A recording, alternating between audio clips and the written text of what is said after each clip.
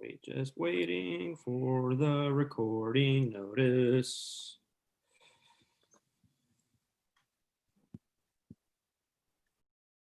Good afternoon, everybody. Thursday, 3 o'clock. We are ready to kick off another, for me, very, very fascinating and interesting episode of the Agave sessions. I have really been working to get today's guest on for a few weeks now. He's been traveling back and forth, so it's been a little bit hard for us to get synchronized, but I'm very, very excited. This is somebody who I have known of and followed for several years. It was one of the first books that I read even before I really started working with Agave spirits and was just bartending, first getting into the industry, very wet behind the ears, so to speak.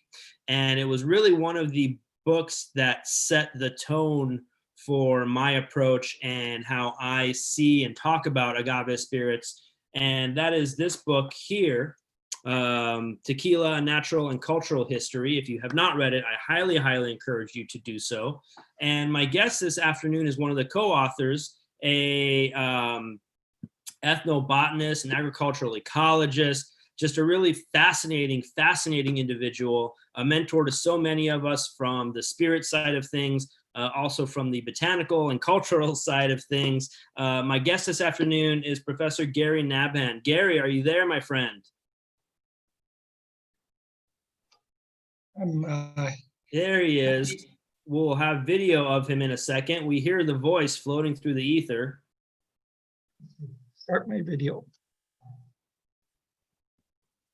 There we are. Oh, we had a flash of him. Hey, Gary, how are you doing this afternoon? How are you? Thank you. So great to be with you, Francisco. Thanks for the invitation and for all you've taught me. Oh, you are just being too kind this afternoon, man. It's really just an honor to have you on. I'm so glad we finally got our schedule synchronized. That's fantastic. As you probably know, I was lucky to have Ben on a couple of weeks ago from the Desert Laboratory. Gary is also joining us from Southern Arizona, although his work has taken him all over the United States and Mexico and other places. But you are joining us from your home in Patagonia. Is that correct? That's correct. Just 18 kilometers north of the border. That is, if anybody has not traveled to that part of Arizona, it really is kind of very much on the back roads off the highway. And it's just a really, really beautiful and I think underappreciated part of the state. So if you're ever out there, highly, highly encourage you to make it out. So Gary, you just got back from Mexico, right? Can you tell us a little bit about what it is that or where you went at least, and maybe we can talk about what you were working on a little bit later? Sure. Well, my wife and I have a cabin on the coast of Sonora where I started to work almost 50 years ago this winter. And we're in a place where there's 4 or 5 different kinds of wild agaves, but no agriculture for 50 miles. From there, we went down to Oaxaca to look at the incredible range of innovations in the mezcal and 100% agave distillate industries.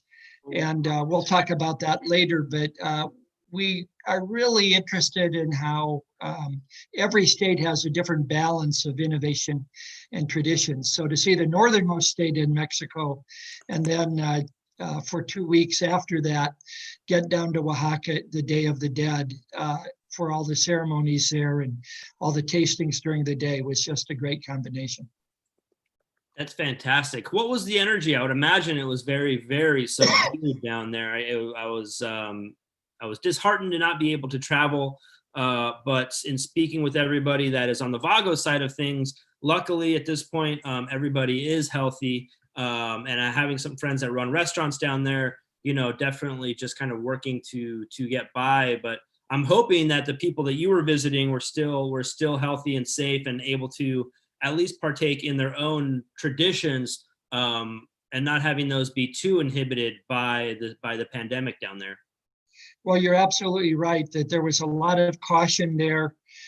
We only ate at outdoor rooftop restaurants.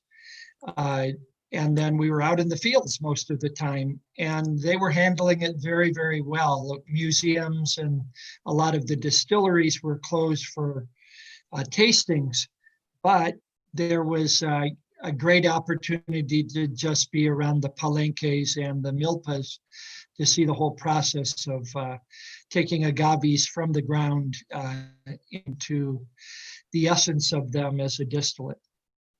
So you mentioned that you and your wife have a house in Sonora. Is that where most of your work has been done over your career, or has it really been spread out over a large area and just kind of, is it just because Sonora is kind of close to your home in Arizona?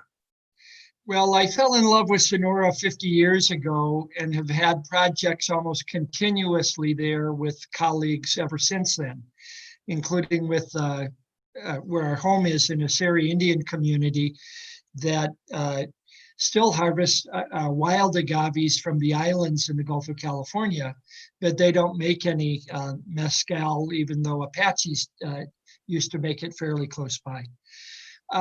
I have worked in northern Mexico more than southern Mexico, so you're much more adept at knowing the range of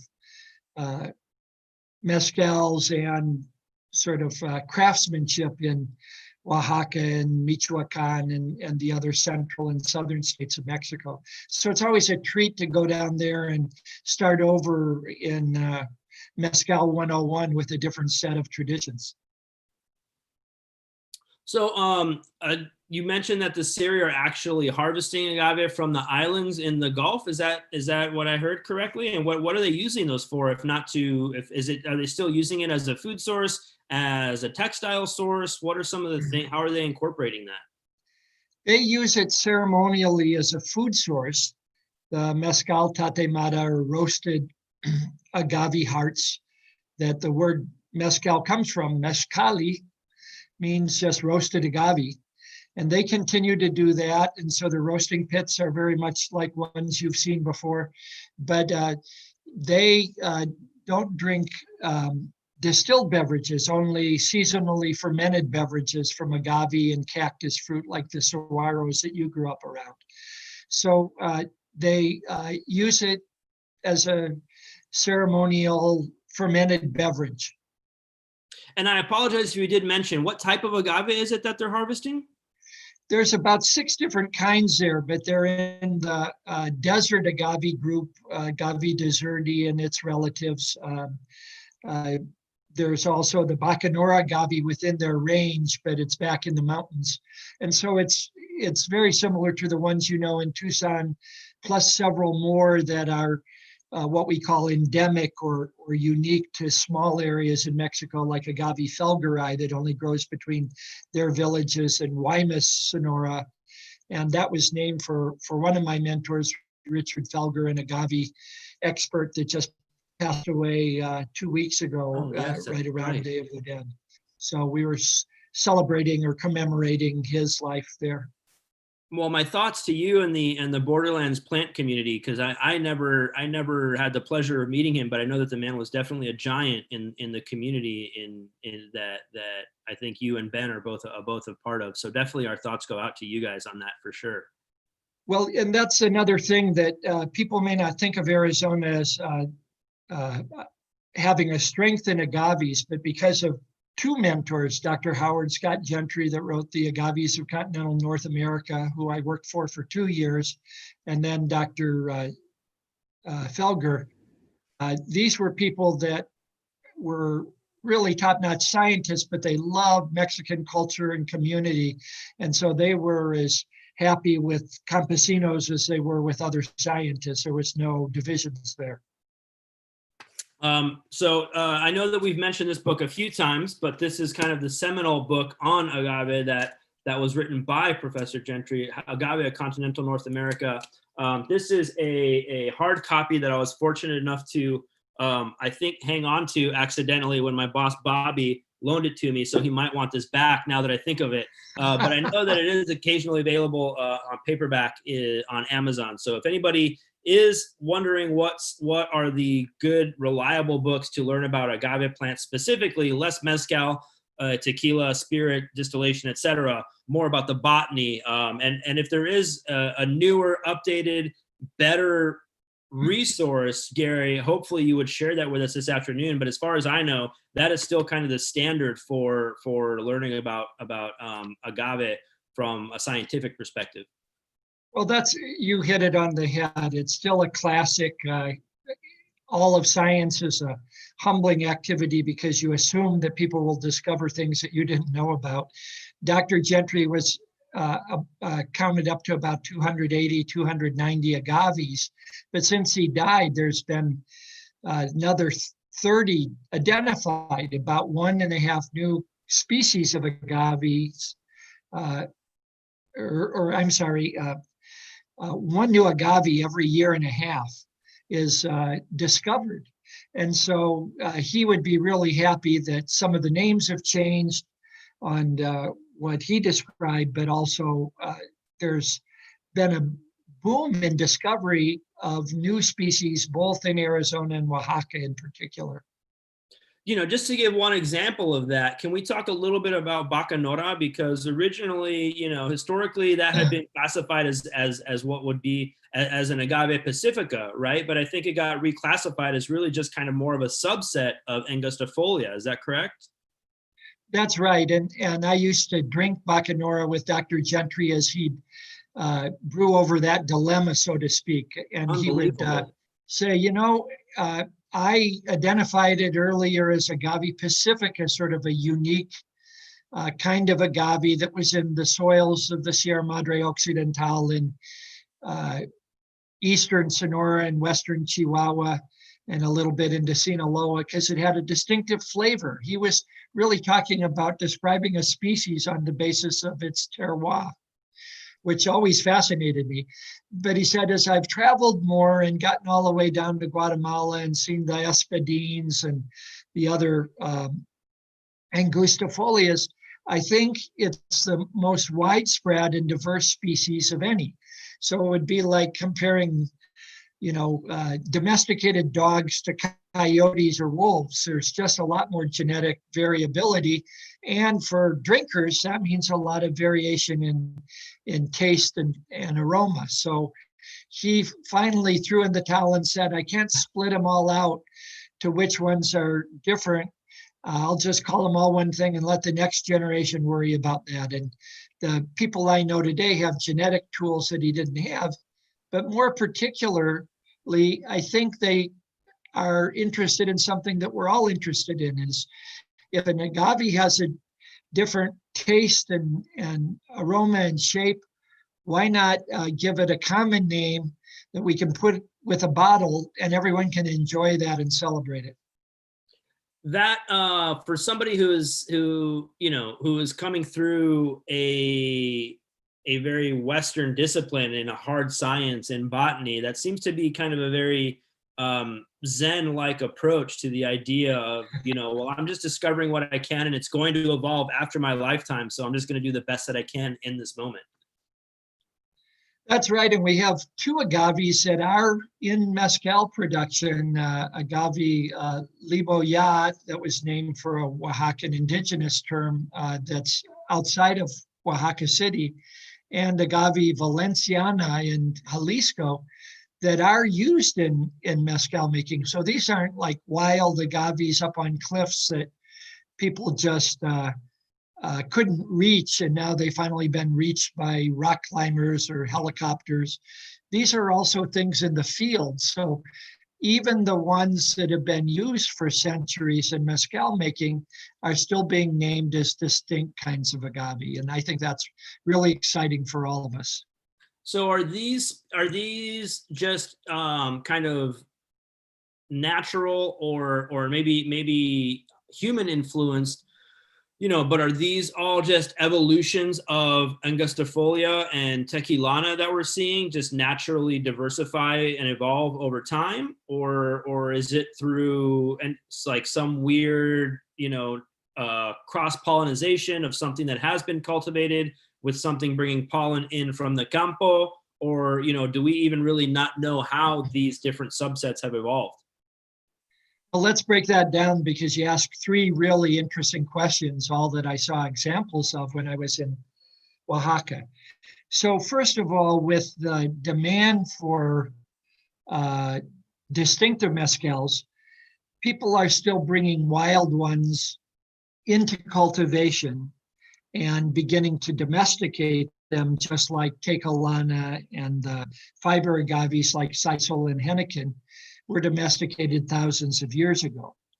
So that's taking wild material and bringing it into cultivation for the first time, in part because of the scarcity of some of them in the wild, but also, as one maestra mezcalera told me last week, I like to play with them. I like to see what happens when we bring them into cultivation. And that's just like the domestication of every food or beverage plant that's part of agriculture today. They're continuing that process. Then you're right about another thing, that once you bring them into cultivation, and I saw this with some cupriatas, you and I saw cupriatas in Michoacan, or it's sometimes called cenizo. It goes by a lot of different common names, but on the bottles it's still called cupriata. And it's been wild and not domesticated, but now people like Emilio in Michoacan and several people in Oaxaca have brought them into their fields, and occasionally, because they're related to other agaves that flower at the same time, the bats or the hummingbirds move pollen between them, and you get new hybrids that then occur only in those fields, and that speeds up the domestication and evolution. And then, of course, there's the hidden agaves that were used once in tequila making up until 1950 or so. There were 8 different agaves in tequila fields that were all mixed in bottles before the denomination of origin just said that the Tequila Azul, the Agave Tequilana variety should be the only one in what's called tequila. So those others were eliminated from tequila production, but they're now being used in artisanal mezcals. And some of them were poorly known until recent geneticists and botanists and horticulturalists said, let's not throw these away, let's work on them. And they include things like Pato de Mula that you probably heard of, and Bermejo and Seguin. And so they're back in cultivation again, but not in tequilas, in mezcals and 100% distillates. So the ones that you just mentioned, the Bermejo, Pato de Mula, those were all ones that were used in tequila, but have now been kind of saved, or whatever verb you want to use. But now they are being reintroduced into spirits production. That's right. You said that correctly. Some were still in the hedgerows or fence rows that got around blue tequila production in the Altos region or in the Tequila Valley, but they're getting their own distinctive plantations now that may be mixed with other species and sometimes blended into asambleas or mixtas, but people who enjoyed them said, why don't we just make a mezcal or 100% distillate out of these things now that they can't be put in a bottle labeled as tequila? So the people that are cultivating these agaves, is this more from academic? Is it more from commercial producers planting these in their fields? Is it collaboration? Who's taking on the responsibility for resuscitating these populations? That's a great question, and you met people like Emilio and people in Zapotitlan del Valle and Jalisco, some of whom have 10 to 25 different agave varieties, or what they call razas criollas, that they've named and keep separate and blend as distinct varieties if they want to, or they make a varietal.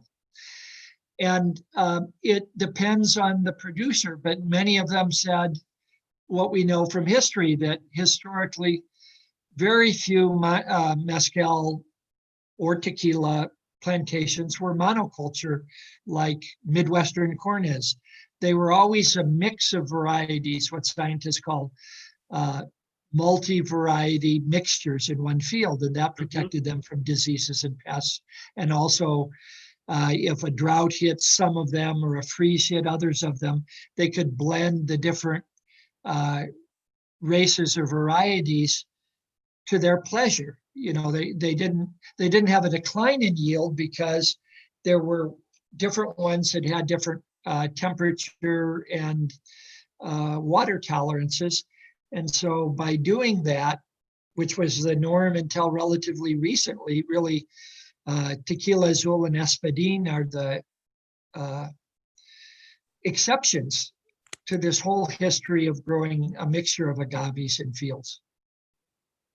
I would like to learn a little bit more before we get too far down the road. I would like to well, I guess actually I do have one related question to that. A few weeks ago, I was lucky enough to have on Jorge from Hacienda, and he was talking about the term what they call land race. Would that be equivalent to what you were just mentioning about raíces? That's right.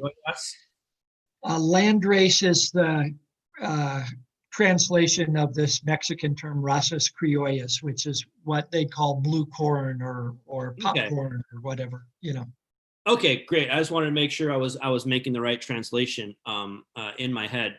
I think actually I'm glad that I got the opportunity to bring up Hacienda and Jorge, because I think that touches on one of the other really interesting projects, at least for a person who grow, coming up in the relatively unknown, kind of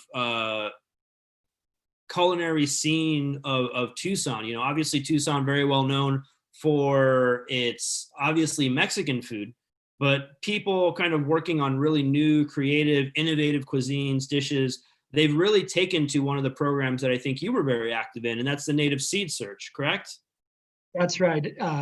I was a founder of Native Seed Search in about 1982. I had started a seed bank about 4 years ago to help indigenous friends, Hopi and Navajo and Tohono people, regain seeds that they had lost over the decades that were still available in northern Mexico or in another tribe or in a Hispanic community or even among Anglos who were friends of theirs.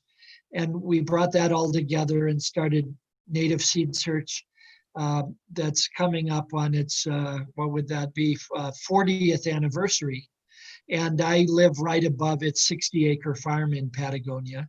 And it has about 1,200 varieties of desert-adapted seeds. And ironically, for some reason, we never included the perennials, fruit trees or agaves or nopal in that mix. And that's really what I'm growing on my own 5 hectares just above the farm on the hills of Patagonia. So there's a number of us that are also saving the varieties of Spanish Mission fruit trees and the cultivated agaves that are in the borderlands.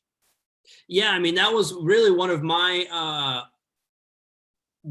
first exposures to that concept of like resuscitating the Mission fruit trees and stuff like that was actually a visit to when my wife and I were at the time looking for a venue. We had briefly looked at the old mission at Tumacacri, and they have kind of, a lot of information about the fruit trees that we're growing. And now obviously the Mission Gardens in Tucson, Arizona, right at the base of a mountain, has really taken on a life of its own and really has a really interesting program that I know they do a lot of events around the Agave Heritage Festival. Shout out to those guys. I was really just fascinated at this movement that, I think was really in the Tucson area, started by you guys at Native Seed Search. And now to hear you talking about kind of the same work being done in Mexico and just the overlap between those two programs, do you see your work with the agave and things like that, do you see that being incorporated a little bit more into Native Seed Search, or do you see it or do you see Native Seed Search kind of maintaining its autonomy, or do you, or are you looking to expand that program at all? Well, Native Seed Search has participated in the Agave Festival and sells agave plants in their gift shop, but don't include it in the seed bank. But there's 5 different seed banks in Tucson, and 24 public libraries that have seeds, including some of them with agave seeds that are in the Tucson-Pima County Public Library system. So overall, there's 2,200 varieties of edible plants for foods and beverages that are available for free in Tucson and other towns in Pima County like Ajo, Arizona. And that's been a big movement for 30 years. And that was why when Jonathan Mabry and I proposed that Tucson become one of the UNESCO cities of gastronomy, we were the first one to be designated in the United States because that part of our food system is so unique. We're probably the most food diverse mid-sized city in the United States. I mean, San Francisco and San Jose and a few other places that I could name because of the population density of people from all parts of the world have wonderful gardens. But Tucson's probably the primary city that's institutionalized that into an asset where people of any income level can get free seeds and plants. And now we're trying to add a component with Ben Wilder that you had on just a couple of weeks ago of an agave and prickly pear cutting exchange. So in addition to seeds, people can get plant starts, live plants to plant out and grow just like they would any kind of transplant. That's fantastic. I had no idea that the seed bank was that deep in Tucson. That's absolutely unbelievable to me that you guys have over 2,000 varieties of edible seeds banked away that people have public access to. That is such an unbelievable public good that you guys are providing to the community. So thank you so much for that. From my own perspective of somebody who is from there, from somebody who I think walks among a group of like-minded people in my professional work through Agave and heritage food systems, indigenous knowledge, which I would like to pick your brain about a little bit more, because I would imagine that when you guys were building the seed bank, indigenous knowledge was something that you guys were, I'm guessing, learning quite a bit from and really relying on in starting the seed bank and growing it out. Well, that's right. And I have to say that there's some great agave seed banks in Mexico that really respect that indigenous knowledge too. At the LAM Foundation that Graciela Angeles Carreño has in Santa Catarina de las Minas, they have a seed bank and nursery for agaves. And like I said, we're starting one here or broadening one here. Jesus Garcia, that's associated with the Desert Museum in Mission Gardens, is working with me on that with the nopales and other people with the agaves. But you're right that the traditional knowledge is what makes a seed bank just a bunch of genes that, there's thousands of them at universities and in government buildings.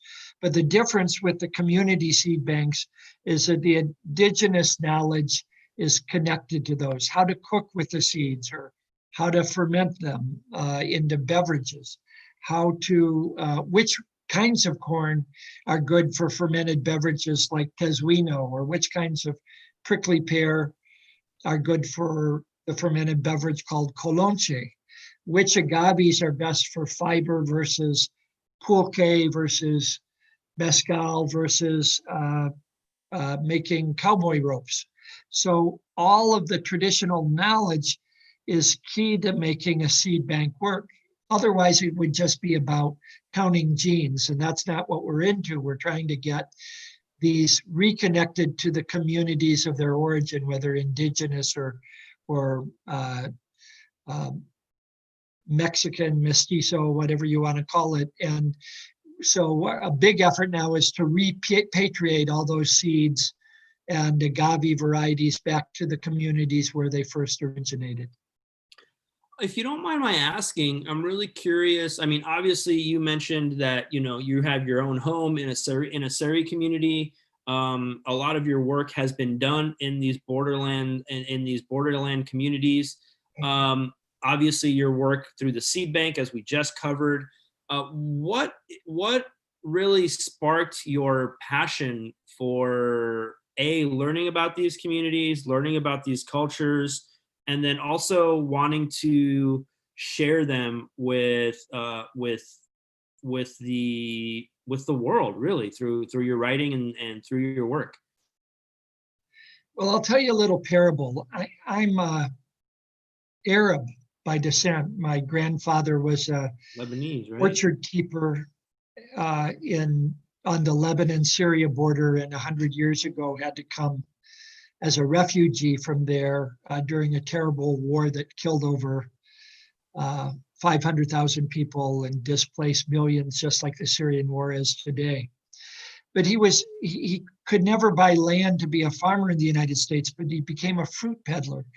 And he didn't have good English, but he knew how to talk about the taste and the uses of all the fruits that he sold in his little truck that went neighborhood to neighborhood selling produce, like what you may have remembered in South Tucson when you were growing up.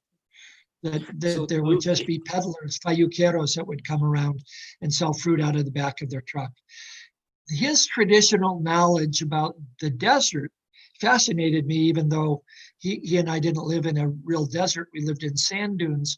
And when I grew up, I kept on thinking about that, of how rich my own family heritage of desert knowledge was. So when I moved to Arizona, I just had this inclination that I should learn how to better live in a desert, to use less water and to use crops that need less irrigation.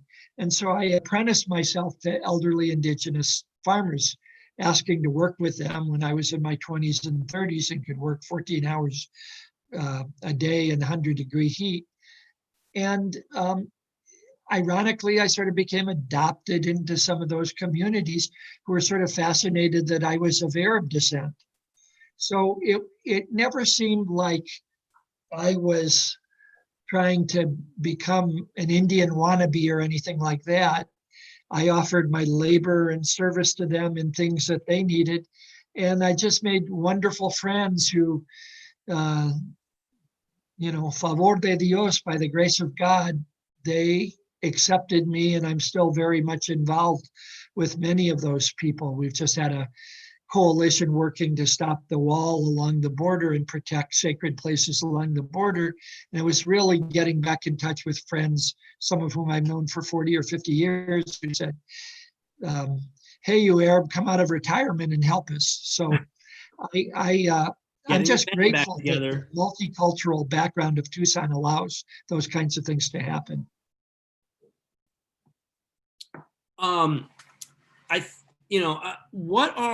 And then also, you working in these communities, one of the things that stands out to me personally, looking back at your body of work, is how much you really incorporate food systems into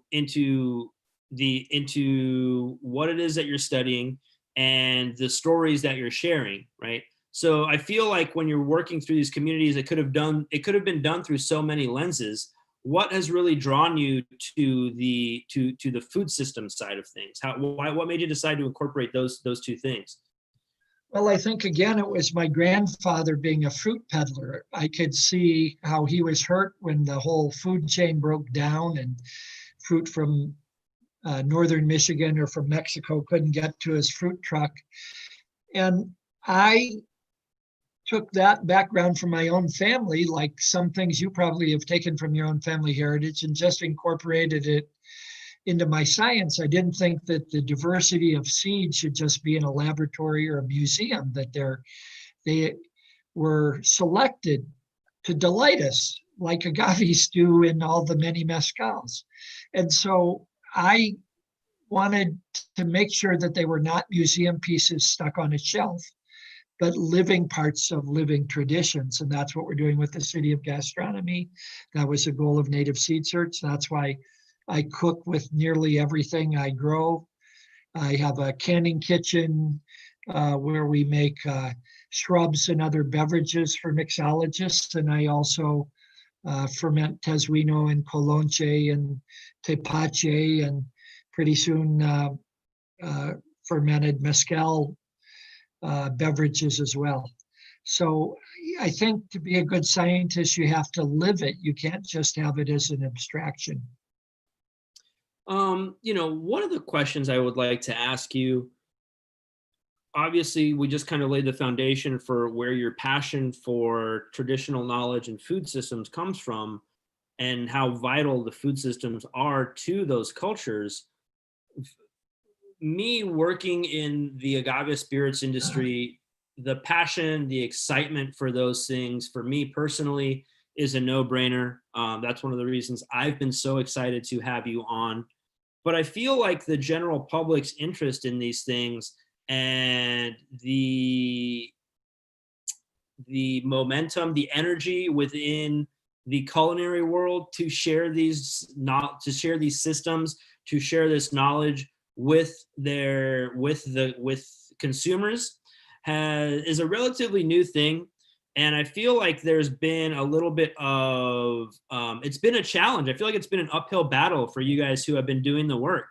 I'm really curious what you see have been some of your biggest challenges, and maybe what you perceive as being the reasons that the underlying conditions that cause those challenges to spreading this knowledge to people, to getting them passionate about it, to getting them to have a vested interest in preserving these systems and these knowledge bases.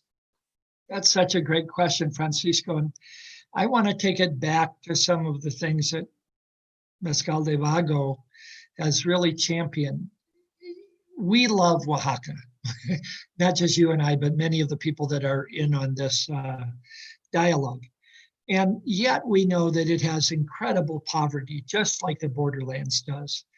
And to me, there was this big irony that the people that had imparted so much traditional knowledge to me, that cared for the land so well, were just living on the fringe of what any American in cities takes for granted. I mean, we have poverty spots all throughout the United States, so I'm not saying it's exclusive to Mexico. But the question I asked myself 2 decades ago that I think still drives me is, how can we use the diversity of plant resources and the cultural knowledge about them to help the poorest of the poor get out of poverty and have decent wages and have recognition and dignity for the kinds of things they do? And I think that's the model that Mezcal de Vago and many of our other friends in the mezcal industry have independently come upon, that if we can get producers twice the value of what they might get if they just dump their mezcal into a bigger batch mixto, or just sold it into a big bottle at a local cantina without it, no recognition of what varieties that they were using or whatever, we can help get some of those people who deserve to be out of poverty. So in Tucson, at the height of the 2008 recession, when Tucson was one of the worst hit things, we said, what can we do to stimulate micro enterprises that make value-added products? And now there's over 45 micro enterprises in the Tucson area that produce 140 different kinds of food and beverage products with agaves and cacti and mesquite and tepary beans and wild chilies named chiltepines. And those things are now the margin that people have that's keeping them out of poverty. A woman that makes 300 dozen mesquite tortillas each way, largely for people who suffer from diabetes. A lot of these foods and beverages can control the obesity and diabetes epidemic that's hitting the Southwestern US, Mexico. So to make sure that people have dignified livelihoods, get out of poverty, and are protected from diseases like diabetes and obesity, I think is my ultimate driving force. I don't want to lose any more friends to poverty or to disease. Yeah, I mean, you mentioned that, the areas of extreme poverty are by no means the exclusive, an exclusive feature of the United States or Mexico. But I think without a doubt, one of the unifying threads is that a lot of those poorest communities are unfortunately the most heavily populated by indigenous peoples. And I think that's a common thread that stretches from the northern reaches of the continent to the southern reaches of the continent. And it's really, really a travesty. It's something that I think you and I are both passionate about. If, I feel like I am not completely powerless. I have some agency in the things that I do and the programs that I support, but I work very diligently, I feel like, to, that's one of the reasons I enjoy having you on, is to share, at least to increase the awareness of the contrast of the places that have the richest base of cultural knowledge are the places that economically are the poorest, and trying to bridge that gap is something that I think is incredibly vital. Well, I think there's real social benefits to what you're saying. I mean, your work is embedded in the premise that if we pay producers what they deserve for making such great products, that it gets back in their hands. Where now, with three European companies getting the lion's share of the tequila industry through various brands that they bought up, that money doesn't trickle back to the jimadores the way Maestro Mezcalero gains income from a good mezcal. You guys are really working with a different business model that I think evolved under the broad notions of fair trade over the last 20 years. Oaxaca just lost its champion of fair trade, an archbishop that started the fair trade coffee movement down there. But that trickled over to the mezcal industry. And so literally, most of the mezcal producers, the maestros and maestras, are getting twice as much or three times as much as they did before all those concepts came along. And I think it's alleviating poverty, but also giving them the recognition and the support group for the good, hard work that they do. You were talking about the increase, you were talking about how many micro businesses have been started producing, selling these products. A lot of times it might just be a retiree who makes their little prickly pear jam to sell at the airport, right? And that can be one of those micro businesses, which is great. And we should support small businesses of all scales, of all types, I think, particularly, independent and small businesses. But, what are some of the mechanisms that you guys have found successful to make sure that, the most impoverished or the most, the most marginalized communities are the ones who are benefiting from these micro businesses? Is there associations that you have seen be successful, whether you've been affiliated or worked with them or not, or are there other models that you've seen that have been particularly successful? Well, yeah, I just had a great talk with Sosima Oliveira. Great example, yeah. Who's a wonderful person who takes a lot of this into account. And she said, first of all, we strike a balance between what we sell outside the community and keeping back some of our best mezcals for celebrations like Day of the Dead and Christmas and all of that. So it remains part of the culture. So, Winona LaDuke, who ran for vice president with Ralph Nader, excuse me, she does the same thing with wild rice. You make sure that it's still part of the culture. We saw a sign on the way to Sola de Vega that you've probably seen that says, mezcal isn't a fad or a fashion here, it's our tradition. And when people have that kind of pride, they make sure that the quality doesn't go down because the demand and the supply goes up. They're drinking it, so it's not faceless to them. A second thing is the kind of labeling that you all do and that many of our friends do, and that people like Pedro Jimenez teach people to sort of the literacy of labels when you go into Mezonte and in Guadalajara or Mezcaloteca in Oaxaca. You learn what the labeling means and why it matters. And then the third thing is making the connections to all what the economists call the multiplier effects of having a good local product. That the people who are doing olla de barro fermentation still rely on this one little village of Astompa for nearly all their pots or ollas that they need for the distillation. And they also like them for parts of the fermentation process too. So making sure that we're not just selling part of the product locally and sourcing locally rather than bringing in caña de azúcar or azúcar de caña from another state or locality like is happening in Tequila now, but also that other businesses like the cantinas and the cantineros in them and the pottery makers and the growers are all part of those who gain benefits from this. So everyone in the food supply chain is treated with dignity. And by food, I mean, of course, food and beverage. The same principles have been pioneered in several different kinds of beverages like hard cider in the United States and mezcal in Mexico.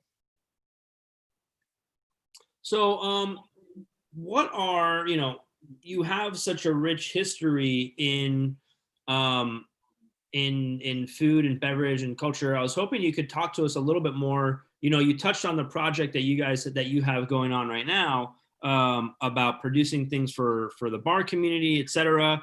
Can you kind of tell us about some of the other things that you're currently working on that you're excited about, or that other people seem to be very excited about, but just some of the projects that you have going on right now?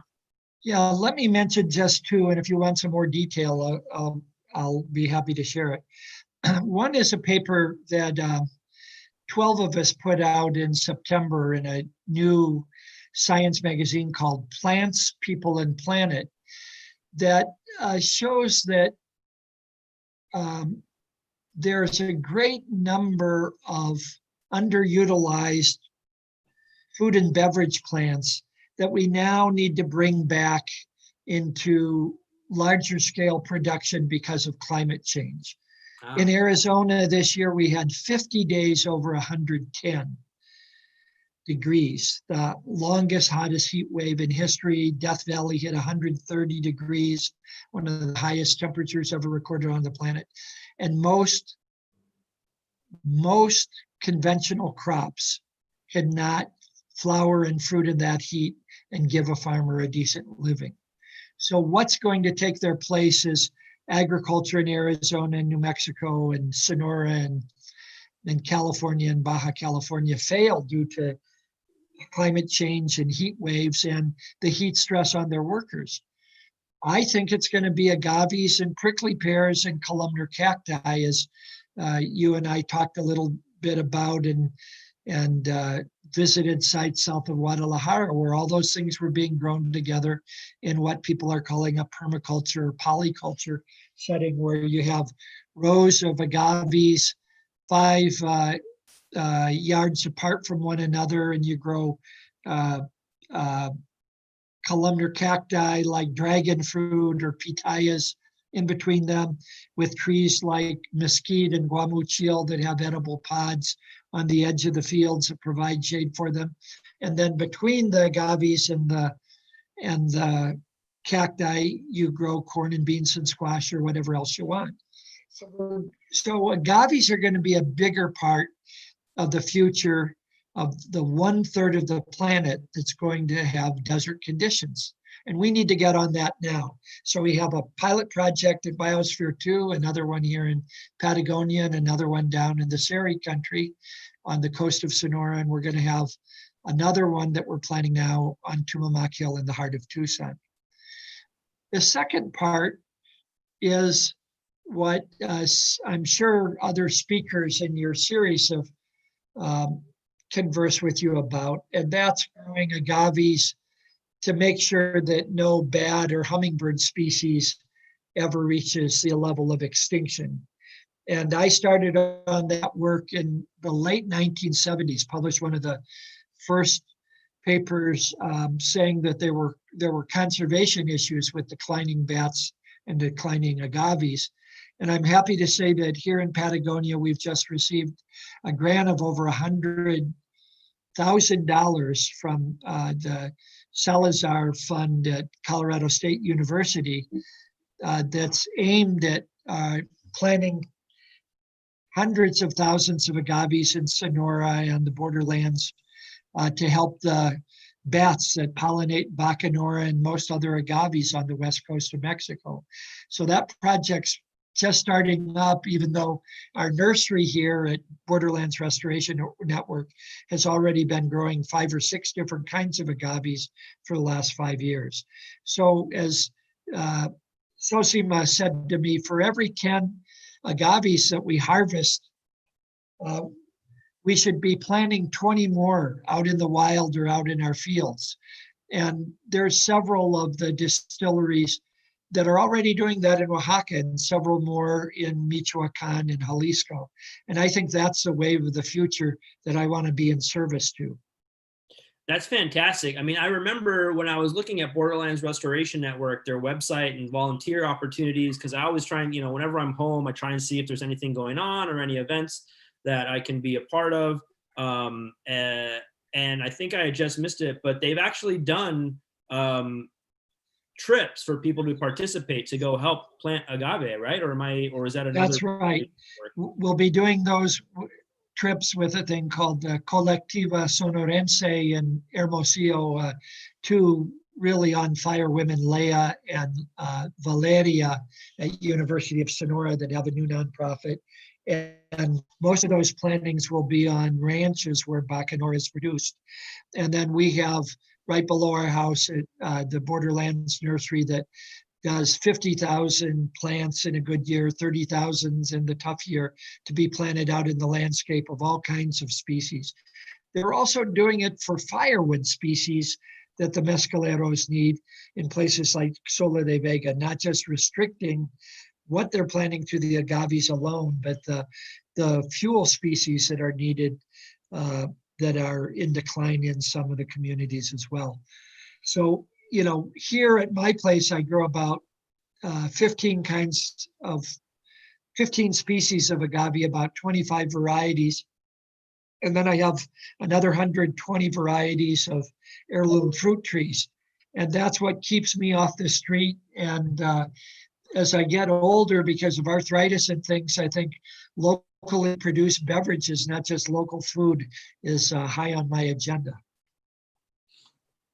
So we only have a few more minutes left. I did want to ask you about, something from previously in your career. Typically, I try and end with what people are working on currently, but I feel like I would be a little bit remiss if I didn't just ask about your experience working on the Tequila book, which I mentioned at the beginning was kind of one of the first books that really kind of framed my vision and my approach to learning about these spirits, talking about these spirits, selling these spirits, just sharing knowledge with people about these spirits.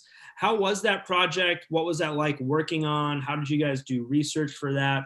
What was really how did you envision the goal for that project being? Well, thank you for asking about that. That book's about 20 years old now, but it goes back to a 40-year-old friendship with this brilliant pioneer among women in the tequila industry, Ana Valenzuela Zapata, who's like my baby sister. We were both mentored by Dr. Gentry, and when she first came up to the United States to talk about her work in the tequila industry, I was her translator and chauffeur. So we've maintained a friendship like brother and sister for 4 decades. And we wanted to tell Americans what had slipped by most of them, that the tequila industry diverged from the other mezcal industries. It was once called Vino Mezcal de Tequila, as you and I heard Carlos Camarena and other people talk eloquently about, and that it had 8 different kinds of agaves in the fields. And now people are coming back to that with the ancestral tequilas. But at the same time, we wanted to put out a warning, a clarion cry, like a Paul Revere, that there was danger, there were risks in the tequila industry that needed to be taken seriously. And that was monoculture, that it's the most genetically uniform crop in the world, competing only with sugarcane for that dubious honor. And that not only is it one clone of one variety on 200,000 plus acres, but it's also grown in monoculture. You don't see corn and beans between the rows like you did when I was a kid. It's also one of the only agaves that's harvested before it's mature, which is for me, it's a kind of plant infanticide, that they're harvesting agaves at 2.5 years of age before they develop their chemical defenses and their flavor as mature plants. So the people who do that just don't even have humidors harvest the pinas. They're coming in with a backhoe, yanking them out of the ground, taking them to diffusers and autoclaves where the sugars are blasted out of them with no flavor or aroma.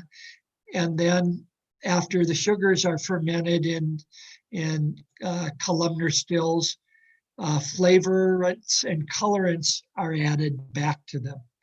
And we saw that whole industry was on the precipice of an epidemic as severe as COVID or AIDS. In fact, the Mexicans called it the SIDA or AIDS of the tequila. And it was the scientific nickname for it is the tristeza y muerte epidemic of bacterias and viruses in a cocktail that wiped out about 80 distilleries in a matter of 3 years because there was no product. And so, as Carlos Camarena said, we hoped that the mezcal industry could learn from the grave mistakes and miscalculations that the tequila industry had made. And I just have to say that so many of our friends and colleagues and your professional team have all been involved in doing it right this time, rather than having mezcals follow tequila down a road that has a precipice or cliff at the end of it. And I think that's unfortunately what's happened to tequila. It's lost its soul, but it's also lost its flavor. And that has not happened to the mezcal producers that we know yet.